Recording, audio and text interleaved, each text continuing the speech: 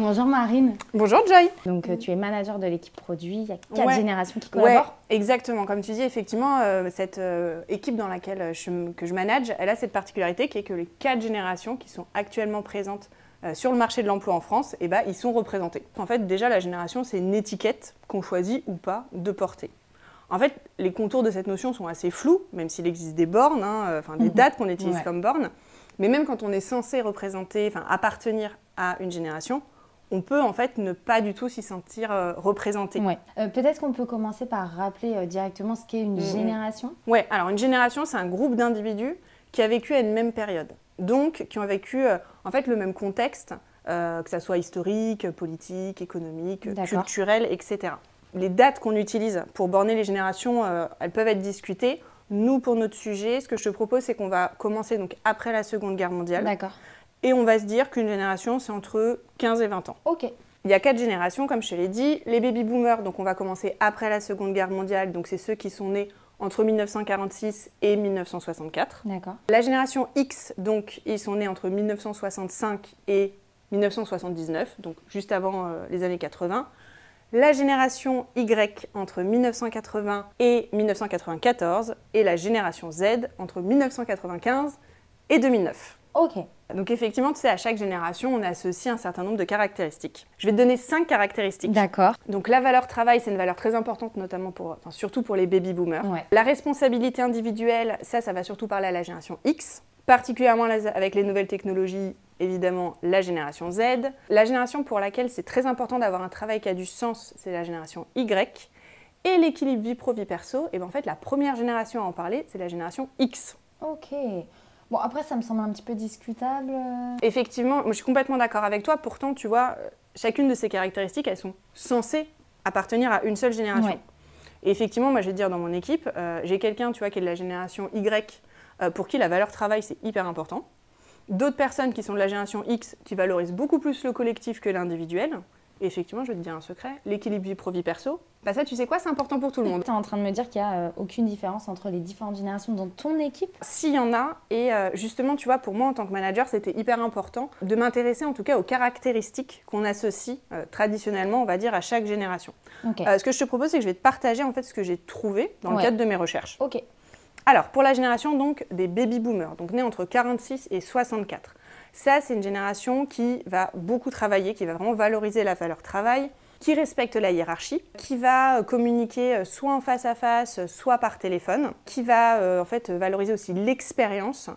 Et pour eux, tu vois, ce qui va être important au niveau de la formation, ça va plutôt être les formes de formation, on va dire, traditionnelle, avec les études, un diplôme à la fin. D'accord. Pour la génération X, donc née entre 65 et 79, ça c'est une génération, donc comme je disais, pour qui c'est important la responsabilité individuelle. Ils ont besoin d'autonomie, ils ont besoin qu'on leur fasse confiance, ils vont communiquer avec des emails directs, structurés, et c'est effectivement la première génération à parler d'équilibre vie pro, vie perso. Ensuite, donc, on a la génération Y, qu'on appelle aussi les millennials. Ouais. Terme dont tu as peut-être entendu parler, donc qui est née entre 1980 et 1994. Ça, c'est la génération qui a grandi avec la nouvelle technologie. Pour eux, ce qui va être important, ça va être d'être dans un environnement stimulant. Ils investissent dans leur propre développement aussi, notamment professionnel. Ils vont communiquer avec des réseaux sociaux instantanés. Et pour eux, l'éthique et le sens, c'est hyper important dans le travail. Et enfin, la génération Z, donc née entre 1995 et 2009, ça, c'est la génération qui est née vraiment avec la nouvelle technologie, qui est dans une culture de l'instantanéité, ils veulent des résultats rapides et ils ont une super capacité d'adaptation. Et pour ta culture, les personnes qui sont nées entre 2010 et 2024, c'est la génération alpha, donc ceux qui sont à l'école en ce moment. Et les bébés nés depuis cette année, donc depuis 2025, c'est la génération bêta.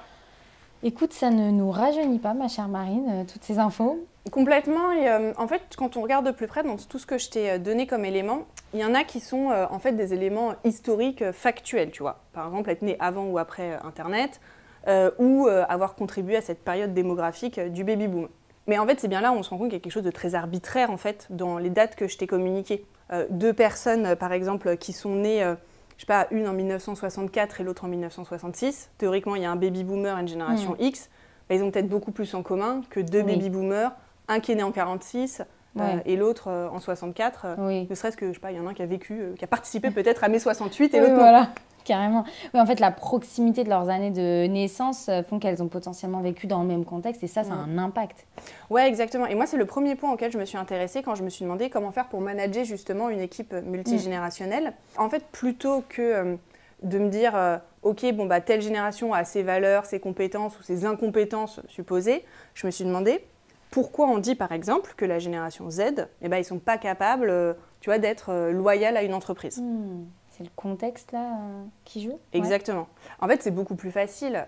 Tu vois, pour un baby boomer par exemple qui a connu quasiment exclusivement une période de croissance économique et puis avec toutes les perspectives d'évolution professionnelle que ça supposait au sein de sa propre entreprise, bah, d'être fidèle à une entreprise, plutôt que de demander ça à quelqu'un qui est de la génération Z, qui est rentré sur un marché du travail beaucoup plus précarisé, beaucoup plus flexibilisé. Et tu as certains qui ont même commencé à bosser pendant le confinement, par exemple. C'est dingue quand on y pense. Donc, si je résume, pour chacune des 4 générations présentes dans ton équipe, tu as lu ou entendu des caractéristiques. Les baby-boomers valorisent le travail et la hiérarchie. La génération X a besoin de confiance, de responsabilité individuelle. La génération Y, quant à elle, veut du sens, s'investir dans son propre développement. Et la génération Z, on l'a dit, veut des résultats rapides, est en capacité de s'adapter et notamment grâce aux nouvelles technologie. Ouais, c'est un très bon résumé. Et tu vois, plutôt que de calquer en fait ce que je lisais sur les différentes générations sur mon équipe, je me suis demandé en fait d'où pouvaient provenir parfois ces stéréotypes. Ah, on parle de stéréotypes carrément. Donc ça veut dire que en fait tout ce que tu nous as partagé là sur les générations, tu l'appliques pas à ton équipe, c'est du cas par cas. Alors, en fait, il peut y avoir des différences effectivement entre les générations. Et quand il y en a, ça va davantage être lié en fait à un vécu différent. D'accord. Finalement, le contexte dans lequel tu grandis, t'évolues, ça va avoir un impact sur ton prisme, c'est-à-dire sur la façon dont tu vois les choses, et après sur ton comportement.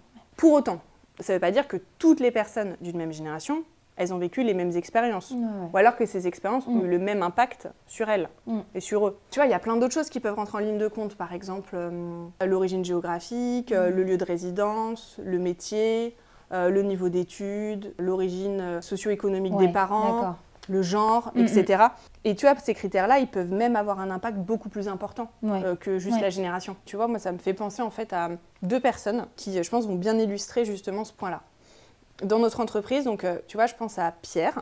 Donc lui, c'est un homme, il est né en 1982. Il est ouvrier spécialisé sur notre ligne de production en Bretagne. Donc lui, il vit dans un petit village du Finistère dont est originaire sa famille, tu vois, depuis des générations. Et puis, de l'autre côté, je pense à Leïla.